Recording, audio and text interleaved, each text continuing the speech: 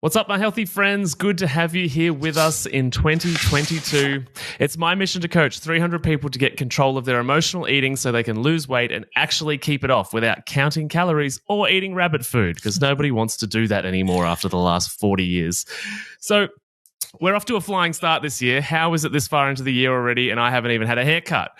But for you, I hope you've managed to achieve a few things, and with a bit of luck, you've managed to make some changes with your food that you've been able to keep going.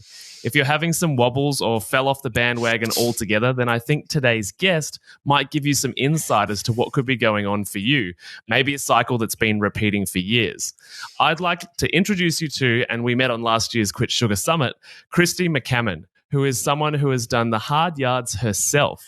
Kristy found food as a comfort and a coping mechanism at a young age, and it set up a lifetime of dependence on food to manage every emotion she had, good or bad. And this caused the inevitable yo-yo between hardcore avoidance and dieting, trying to lose weight and get healthy, and deep shame-filled binges. As she says, she was a food addict, addicted to sugar and flour. She tried the idea of moderation, which was a nice theory, but never quite played out to plan. And you listening might be like, yep, I've tried that 100 times as well. Then along her journey, she came across the idea of food boundaries, the idea of following a set of boundaries or rules that surround your food, and that involved permanent removal of sugar and flour. And since that day, Kristy has lost 100 pounds, and that's about 46 kilos for our Australians, and maintained it for over 3 years. The mental chatter about food is gone, and she is now in a place of food freedom and free from the burden of her addiction. And she's here today on the show to talk more about this widespread addiction, which is absolutely underdiagnosed in the modern world of excessive food access. So, Kristy, welcome to the show. Thank you so much. I'm thrilled to be here. Excited to be Likewise. here. How you doing? How's 2022? Great. So far, we're off and running, off to a good start, and all is well. Awesome. Yes. Glad How about to hear you? that. So, well, I mean, there's lots going on in the world, and it's that time of year where everybody's trying to get healthy and whatever. So I'm really busy, actually, which is a good thing. Good. Busy helping people. It's a good way to be busy. Yes. Yes, it is, for sure. So you've been 3 and a bit years free from this addiction, having lost weight, maintained it. So where did it begin? So obviously you said, we said in the beginning that you started coping emotionally using food. At what point did you realize I am addicted to food? Honestly, I remember being in elementary school thinking I have to have this to get through the day or the event or the situation at home. I have to have this. So I didn't realize the depth of where that was going to take me in my life, but I knew it was a friend and I knew it was a comfort. And when I look back, the addiction started very, very young. Yeah, right. So I guess the follow-up question to that is, at what point did you so you realized very young that it was an addiction, but what was the kind of time frame between realizing that and then having the courage to make a significant change in your life? Because I know there's a lot of people listening that are like, yeah, I know I eat too much sugar. I know my doctor's been saying this about my cholesterol. They've got so much knowledge, and there's so many great podcasts out there and your stories out there in lots of different formats. There's a lot of knowledge and awareness, but the gap between that and actually making the change, what did that look like for you? Okay, yes, that makes sense. There was a great deal of time between elementary school and when I actually made the change. So I had tried all the different things, of course, and different diets and moderation, and it just didn't work, and I knew that it would work temporarily. And then that would be the end of it. And so I had looked at Overeaters Anonymous years ago, and I thought, gosh, I just don't want to say I'm addicted to food and excess eating and sugar and flour. I wasn't ready to admit that. It's a big admission. And once you do it, though, if you are truly an addict and once you admit it, freedom comes because you're acknowledging, wow, there's a problem and I need to address it. So it was many years in between, but I knew all along. And then so it was 2017, I came across the idea of food boundaries again. And I had seen them years ago and I thought, oh no, I'm not going to cut out sugar and flour completely. Who does that? And then, of course, when I came across it again, I was so ready and so done and so desperate that I thought, I'm doing it. And this is the answer. It's my rescue boat. I'm going to get in. And so it was 2017. And I said to myself, well, I'm probably, I really like food. And finally I said, I am a food addict. And in that moment, it was awful and embarrassing and it felt shameful. I didn't say in a group of people or anything like that, just kind of to myself. And I thought, okay, if I can admit that, maybe I can move forward in freedom. And that's exactly what happened. I jumped on with the food boundaries, no sugar, no flour, 3 meals a day and measured amounts. And I've never once in 4 years looked back and said, that's not the answer. Now, it's not been a perfect journey. I have definitely slipped up and thought, oh, maybe I can have this little thing or that little thing. I can't, and I don't, but I have experimented and thought, well, maybe. But never once have I looked for a new plan or a new diet. This has been the answer. And it's such freedom knowing cutting out those things can bring a freedom that I didn't even know was available. Oh, that's so great to hear. I think I speak a lot on the show to emotional eaters. And so it's this interesting conversation where I often talk about the fact that conventional diet culture is too restrictive and too deprivation oriented. Yeah. But I think I'd love to clear up for people the difference between emotional eating and addiction, because as we're discussing the boundaries around addiction, that's definitely that more conventional, diet culture in the sense of deprivation, restriction, never do that type thing. So I'm wondering, in your experience, how do you define the difference between emotional eaters and addicted eaters? That is a great question. I've never been asked that question. So I would say in my mind, and maybe exactly, you probably do. In my mind, for me, it was pretty similar. I was an emotional eater because I was addicted to food to soothe my emotions and calm my chaos. So I'm sure there's a level, a scale. But for me, I was an emotional eater that could not function without the food permanently. Now, temporarily, I could, okay, I'm going to white knuckle it. Here we go. I can get through it. But then as soon as I got through it, then I just need this drive-through. That's going to calm me down. And it does. And it does. And that's what I tell women and men, people all the time, is that there is that temporary solution of food. So we can't deny that. We can't act like food doesn't solve the moment. Now, it creates a big war and a big problem. But in that moment, food, it takes us down. So I don't know. So for me, emotional eating and the addiction was wrapped up together. Yeah.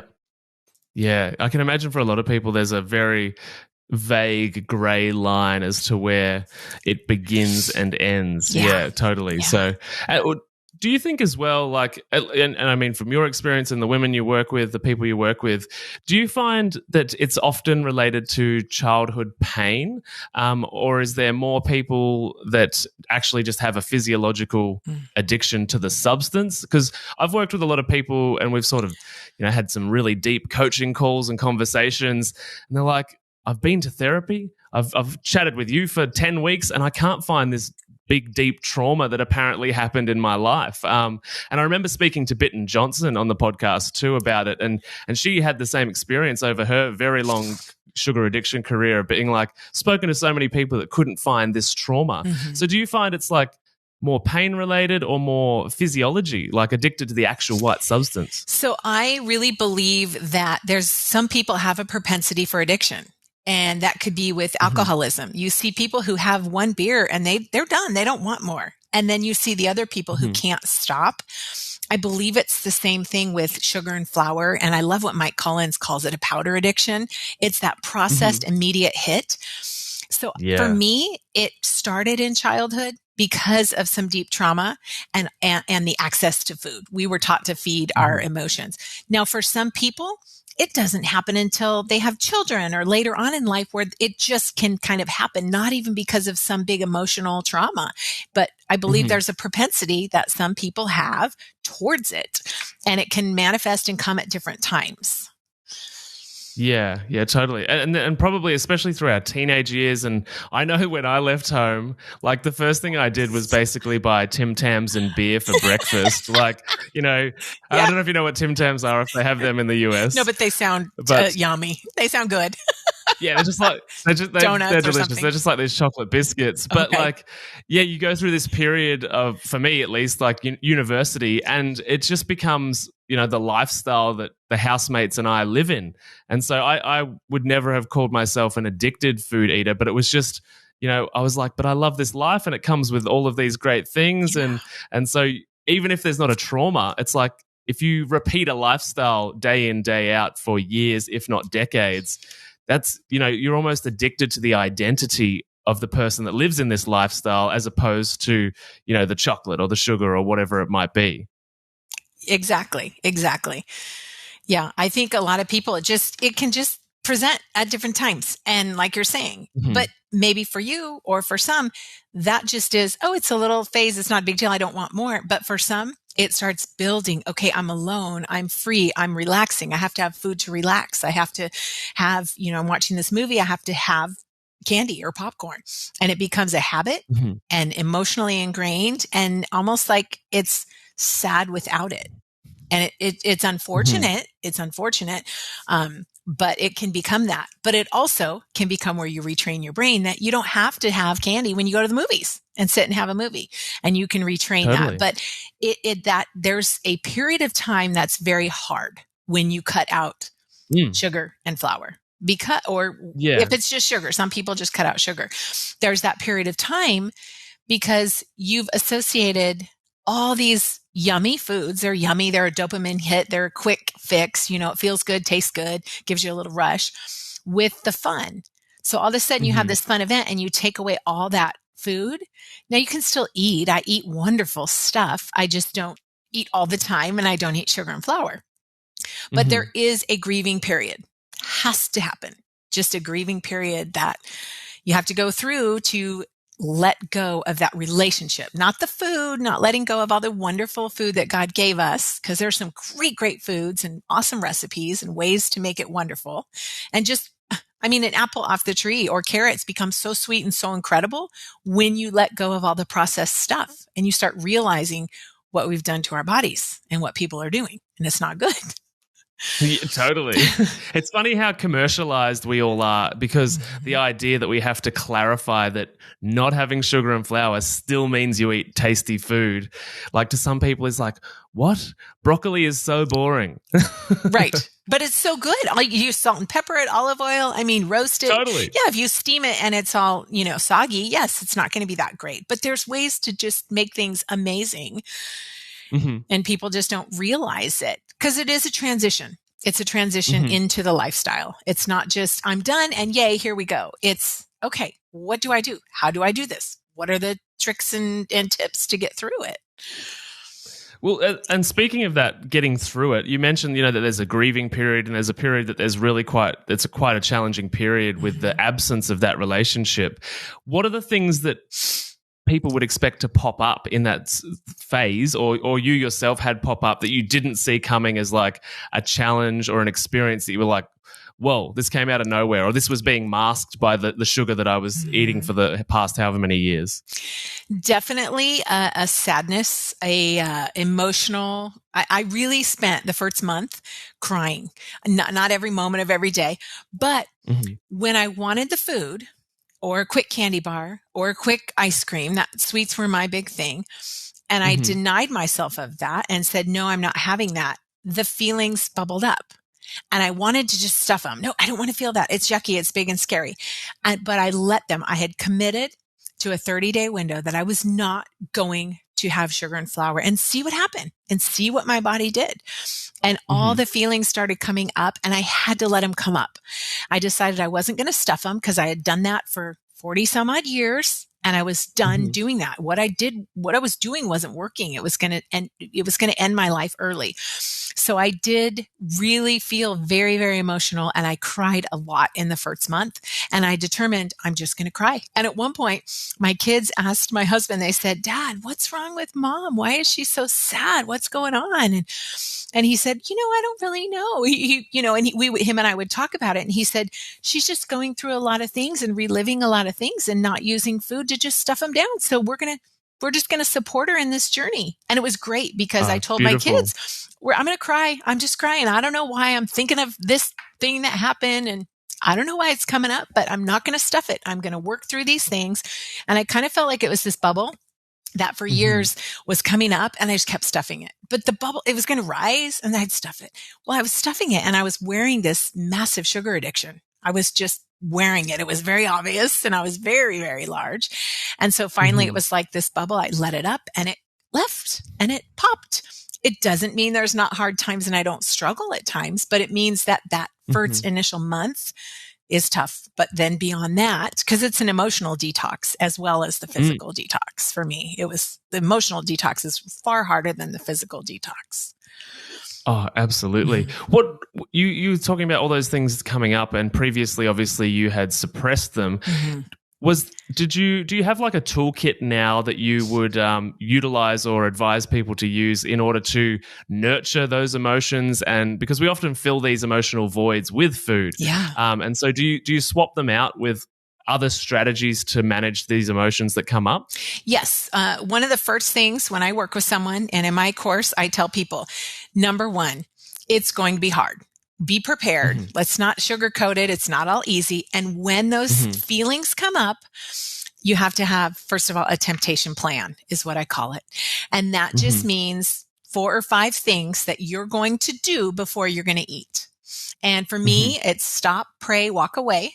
I have to get my eyes averted from that substance or that thing that's calling to me, and get away from it and pray and say, Lord, I can't do this on my own. And that's a big part of what I do is, trusting that God's strength is made perfect in my weakness, because I'm weak. And in that moment, my flesh wants that cupcake so bad.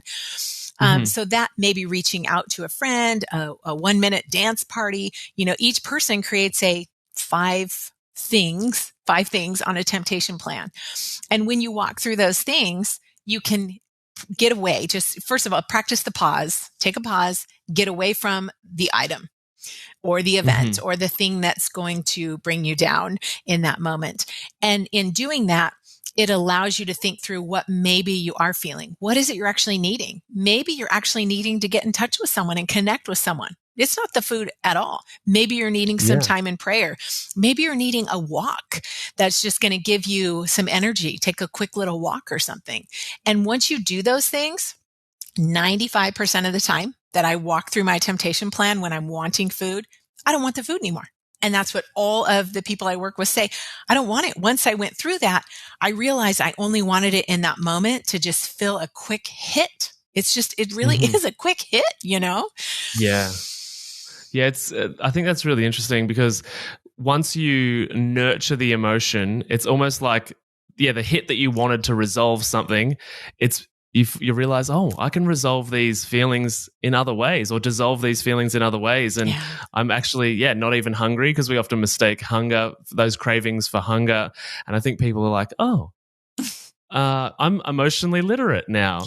And that's a big piece of it too, is that people don't actually know. Like the amount of people that have done the first month of my program, which is all the emotional eating stuff before we actually get to what to eat. Okay. People say, I didn't even know I was an emotional eater. And this has blown my world apart, because just eating all these different things, and I didn't even know they were related to an emotion. Yeah. Right? And so I think developing that emotional literacy, and for the most part, we're in a world where we haven't been encouraged as children to be emotionally literate and aware, and we weren't raised by parents who had those luxuries either. Yeah. They all did the best that they could. But now that we're becoming, modernized with all of this food, there's consequences to that lack of emotional literacy, which is there's soothing foods and substances and drugs and alcohol everywhere. Absolutely everywhere. And the problem with food is it's acceptable. Now, if I went to a party and just started, or if I was sitting with my children in the afternoon and started drinking a bottle of wine and kept going, that'd be a problem.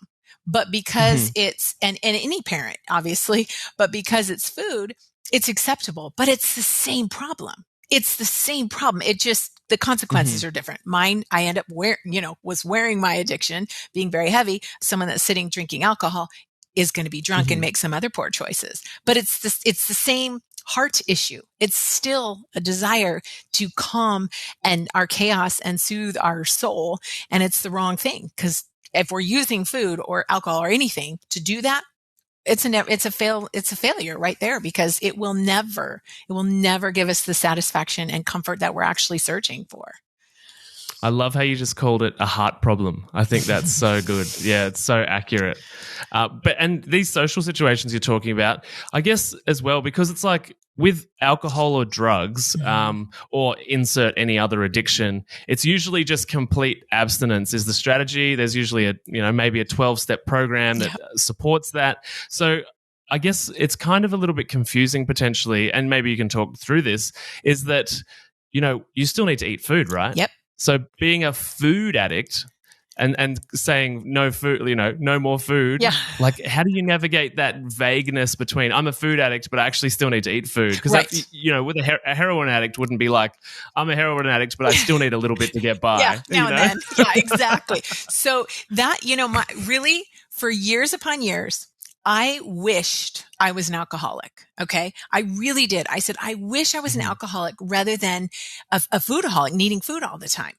Because not that this is easy, but an alcoholic can eliminate alcohol 100%. They don't have to have it. But I always said, well, I have to have food. So I can't solve this problem. But I realized when I discovered the food boundaries that I had to eat to live. But I didn't have to eat sugar and flour, and I most certainly didn't have to eat all day long. So by putting those boundaries up, it was the sugar and flour that I was addicted to. I wasn't putting broccoli and carrots in my pocket to go eat in the closet. I wasn't putting those things. It was M&Ms and, sugary stuff that I could quickly go get a quick hit by myself. So I didn't struggle with overeating vegetables and meats and cheeses and nuts. That wasn't an issue. So by eliminating sugar and flour, which we do not have to eat, we don't have to eat those things. It was the same thing as an alcoholic eliminating alcohol. I could eliminate sugar and flour and have 3 meals a day and bind those in here's my meal, here's my meal, here's my meal. And I don't have to eat in between.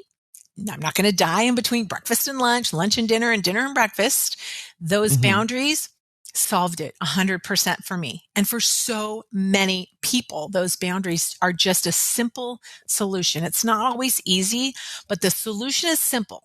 And if you can do those things and realize life is still great, we don't have to have food all day long for it to be great. In fact, when I was eating all day long, it wasn't great. Because all I was thinking about is what's the next thing? What's next? What's next? What am I going to eat next? What am I going to put here? What's this quickest thing to have? So I was obsessed. I mean, literally obsessed all the time. So when I did this, the 100-pound weight loss, awesome. I'm thrilled about it. Maintaining that, fantastic. But the beauty and the benefit is that my mind is clear. I don't have this mental chatter all the time. How much can I get away with? Should I have this? Is there a cheat day? I want this. I want that. I'm going to drive through here. I'm going to have this. None of that. I plan my meals. I eat my meal and I wait for the next one.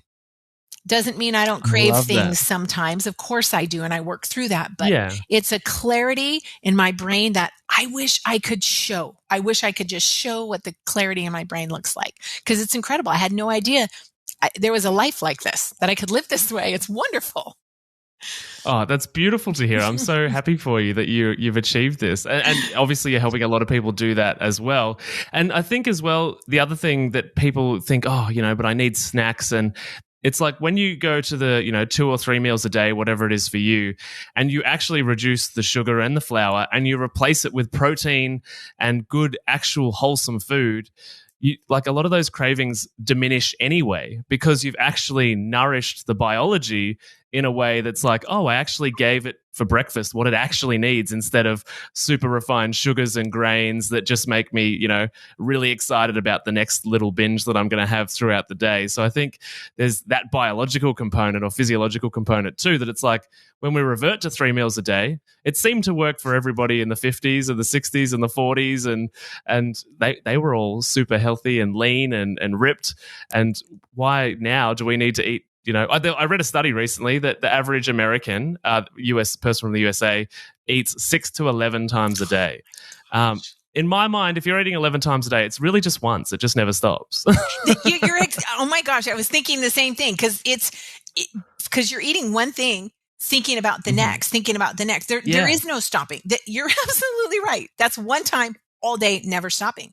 And of course, I guarantee you, the person that is binging and eating that night, when they get to lay in bed, they promise themselves they're not going to do it tomorrow. Most people promise themselves every single night that was their last binge. And I did that every night. And it was this loop, and it went and went and went. And this narrative, okay, I'm done. Okay, what am I going to eat? Never ended. And the only solution was cutting that out. And people say to me, isn't that so restricting? Well, first of all, people say, how can you just cut out a whole food group?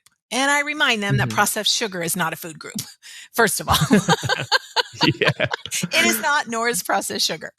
And then I realized it's not restricting. It's simply, it's not like I'm not on a diet. We're all technically on a diet. How we eat is really our diet.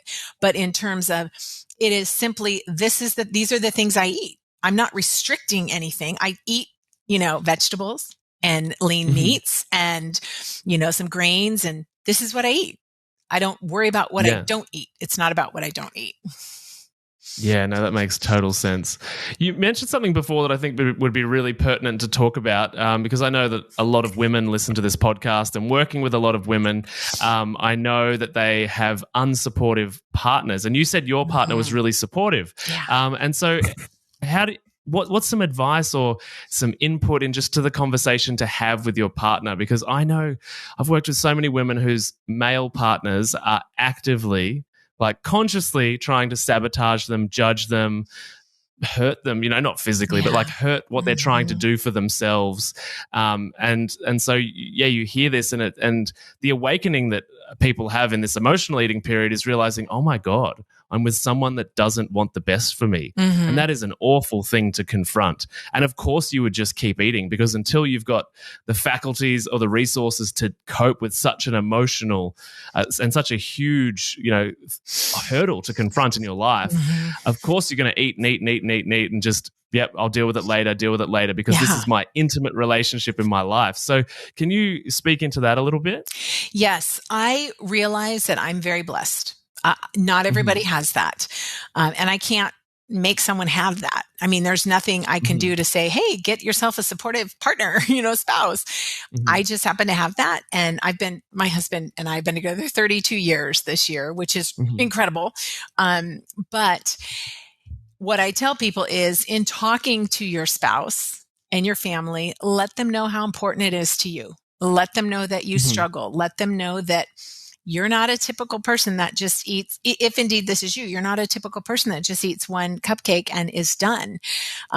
Because I didn't do that. I would eat whatever was there and try and get more. So, but it's a very humbling, vulnerable conversation to have. But it's also a very healing conversation to be able to say, hey, I struggle in this area. Can we make sure we don't have this particular food in the house? Because that was my favorite, food that I would binge on or something. And most families, most spouses are supportive. If you present it that way and say, hey, this is a struggle of mine and I just need a little help. And,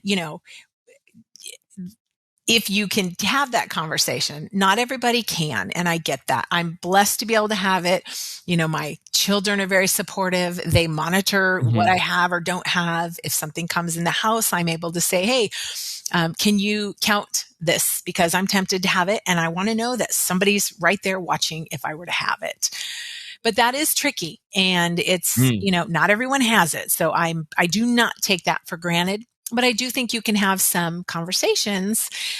They're hard to have, but when you have them, it's also a part of the healing, because it's also a part of saying, I struggle with this, and exposing it to the light. Because most people, we hold it in, we isolate. I'm going to fix this, and then I'll share about my story. I'm going to fix this, and then I'll help other people. Well, it requires exposing it before it's fixed for the healing. You have to know it's broken. You have to see it, get it out in the light. And that's one of the big things I tell people too. If you're in a moment where you're struggling and you're wanting something and you're tempted to eat off plan, get it out into the light, expose it right away, post it in a group, reach out to a friend, say, hey, I'm tempted to eat this thing right here. I'm just getting it out there. That automatically diffuses it, because isolation and hiding bad things happen in isolation and hiding. We don't need to do that. Get it out and it starts to heal. It's not as big, and it's certainly not shameful once you get it out there. Yeah. Well, and I guess we've learnt, particularly in Melbourne, Victoria, and Australia, maybe a little bit more so than the rest of the world, the consequences of isolation and disconnection and, the COVID kilos that almost everybody has accumulated as a result of this disconnection and this loneliness and this just confusion. And fundamentally, it comes back to all of these emotions that are coming up, and we're trapped in our homes, not able to distract our emotions or ourselves from the emotions by going to the pub on Friday night or being super busy at work all day. And so instead we sat at home and just had these feelings and ate them, unfortunately. But the good thing is that I think after this year, so many people are aware that, when I've got nothing to do, I eat. Yes. And eating to just calm the chaos, really. I always say that, just because when you feel chaos happening around you, we need it to stop.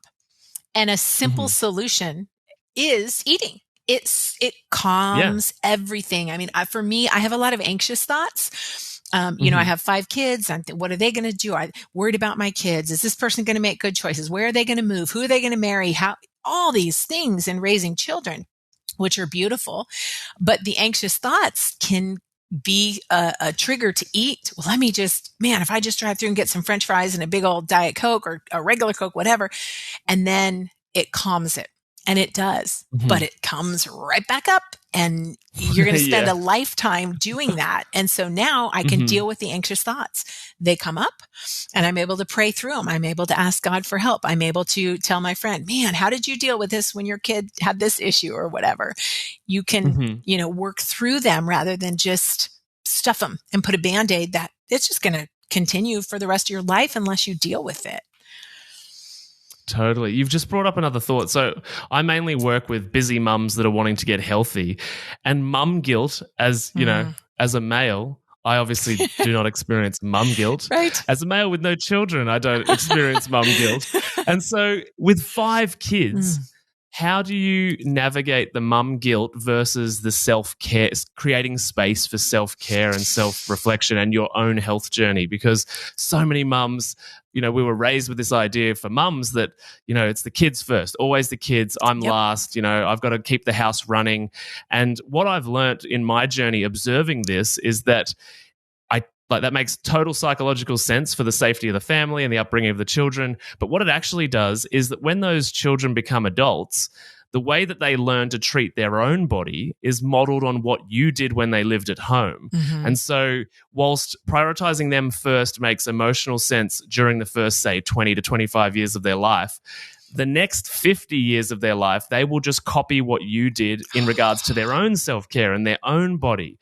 And so it's this kind of, guilt conundrum of I need to prioritize self-care in front of my child in order for them to prioritize self-care from them when they're 40, So I'm wondering, how do you navigate the mum guilt versus self-care, and how do you sort of make those worlds interrelate?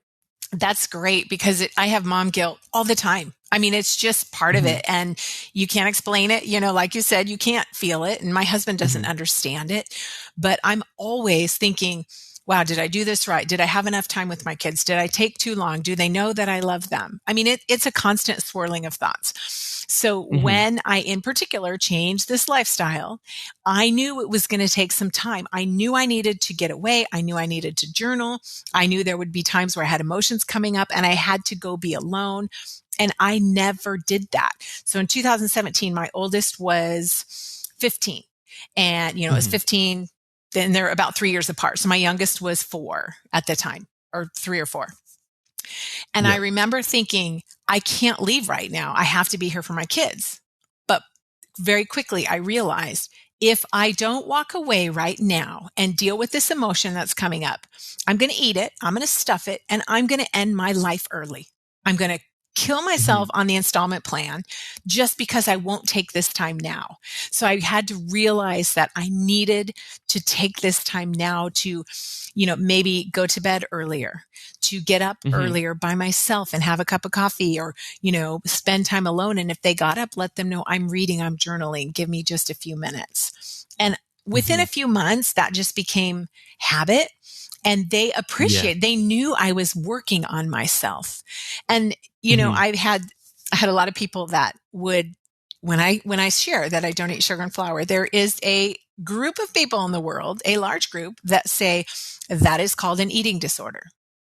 It's not. It's simply cutting out some processed food that is really not food anyway. Okay. In all reality, it's kind of a fake thing and processed down to nothing.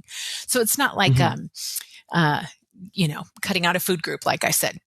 So what and they would say, you're harming your children. Cause I had a couple people in particular come at me with that. And I said, what I have taught my children is that mom had a struggle with this thing. Now, I don't care if it's a thing, you know, whatever it is, food, alcohol, pornography, stealing, whatever your struggle with your thing is, mom prioritized to fix it so she wouldn't be bound to that thing anymore. It wasn't about the food. It's not about the food and the sugar. They don't see, oh, we shouldn't have food and sugar. It's bad. They have food. They have sugar. They have all of that. And they'll have to, you know, work through that. I teach them healthy eating. But what they see is that I had a problem with something and that I trusted the Lord to help me, and I worked things out. I journaled, I talked, I cried, I prayed, I asked for help. So that way when they're struggling, I hope that they take the time for themselves. Wow, mom did that in this area of her life. I have this area. I need to get help. I need to prioritize myself. So that's my goal and my dream and my prayer is that that's what they've seen. Oh, that's such a great answer. Thank you for sharing that. Yes. It's I feel like that's going to resonate with a lot of women that have this conversation in their own head. I think, it's so powerful, and I think you raise a really important point about our over medicalized or Western medicalized society that we have in the Western world and much of the world now, and we've seen the consequences of that in the last couple of years. But like, it's all about the diagnosis. Yeah. Like, how do I get my label? So as soon as you do something that's like, I'm going to commit to something, it's like, oh, we've got to label it as a problem, you know, and you know, I mean, the textbook of diagnoses these days is monstrous. Like, it's almost, you can't be anything without being some kind of medical classification. Yes, you're right. So it's a weird world that we're in, but it's like being healthy now is a problem. Exactly.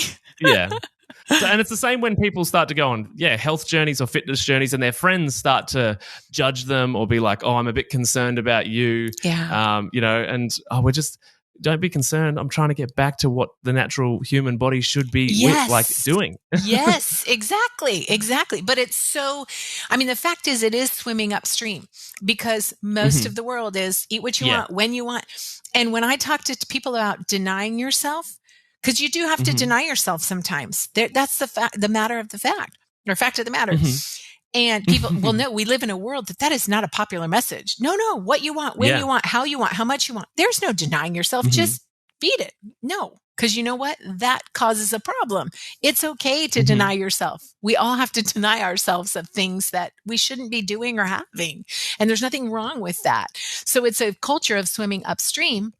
And so it's helpful to have a community, partners, people, buddies to swim upstream in the same lifestyle of, you know, we're cutting out these things in our life, but we're not cutting out goodness in our life, just these things that actually suck the life from us.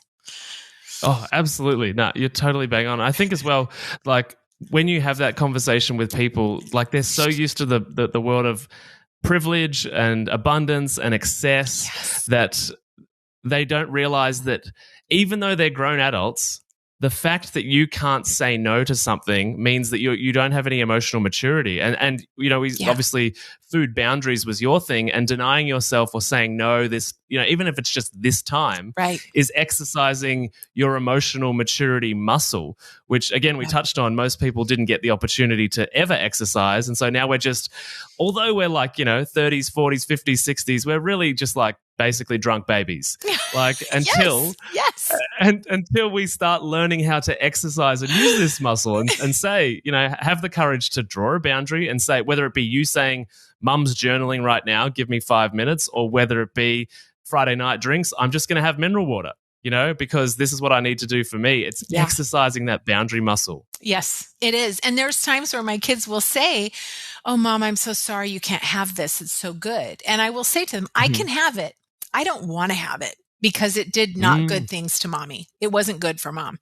And, and one of my daughters, in fact, said to me one time, because I have food journals and a course and stuff like that. And she said, "Mom, I hope that you still will keep a food journal or some of these things for me in case I have a problem when I'm older." And I say, bless her. "Yeah, if you have a problem, then we'll deal with it. But don't worry about it. You just, and she doesn't. She leaves food on her plate. It's not an issue. But sometimes you can see people that can have a problem where they keep eating and eating, and you can tell they don't want to keep eating, but they can't stop themselves.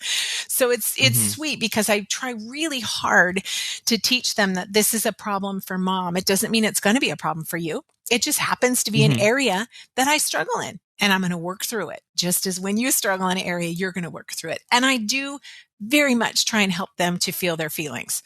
When they are sad, we talk about it. Well, what are you sad? What are you feeling? Let's talk about it. It's okay to feel sad. And we never feed the emotions. And in fact, to a fault, when I was a kid, every single doctor appointment, dentist appointment, everything I did, we went for ice cream after. Everything, bad or good, we went for ice cream. I do not take my kids for ice cream after anything. Now we go to ice cream, to celebrate, or after a soccer game or something, if kids are going, we eat ice cream. They eat ice cream. Not a big deal. But I don't attach it to all of these things and events. I don't want it attached to that.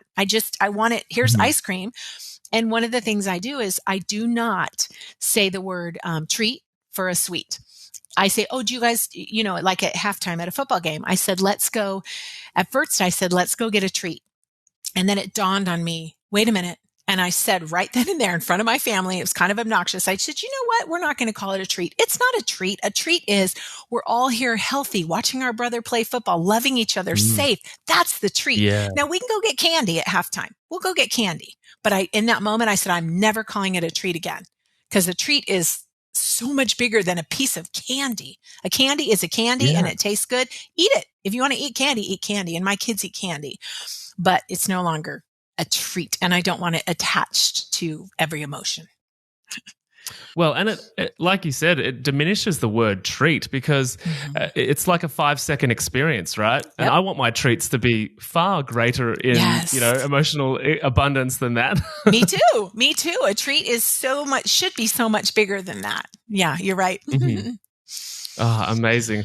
I've loved this conversation, and I'm 100% sure that there's so many people out there that are going to just find you so incredibly interesting and amazing and inspiring as well. So where can everybody find you online? So I have a website. It's called Life Unbinged. And I came up with that name because it was related to, I had to stop the binging, stop the overeating and stuff like that. So Life Unbinged. I love it. That's my website, lifeunbinged.com. And then I'm on Instagram, Life Unbinged, on Facebook, TikTok, YouTube. And I have quite a few YouTube videos, TikTok videos that are recipes for, good food without flour and sugar. And also, dealing with the emotional part, how to get through cravings, and very tangible tricks and tips to get through situations without sugar and flour. So you can find me any one of those places. Well, for everybody listening, all of those links that Kristy just mentioned will be down in the show notes below, so you can find her on whichever platform you like to hang out on. And if you've enjoyed this episode, or you feel like a family member or a friend wants to, make some changes and you think this could help, feel free to share this episode with them, share it to social media, tag us both, because we love to see this community of people that are trying to change their lives and making significant effort in doing so. And we want to celebrate that with you. So before we wrap up, Kristy, out of all the things you've learned on your journey, what is one piece of health information that you wish more people knew about? Probably that it's possible and it's easier than you think. It's absolutely possible to break free from certain things, and it's not as hard as it sounds. It just takes a little time and a little, getting in the routine of it. A little bit of courage. Yeah. Yes. That's the first step, taking that courage, that step. And it's not as hard as it seems at all. And I can help you. You can find resources literally. It's doable, and life, and that there's this freedom that comes that you don't even know about yet. I didn't even know it was possible to have a freedom, and it's fantastic. Amazing. Well, thanks so much for being here. I look forward to catching up again soon. Yes, thank you for having me. I appreciate it. Oh, you're more than welcome. We'll have to get you back on soon. Thanks. Bye.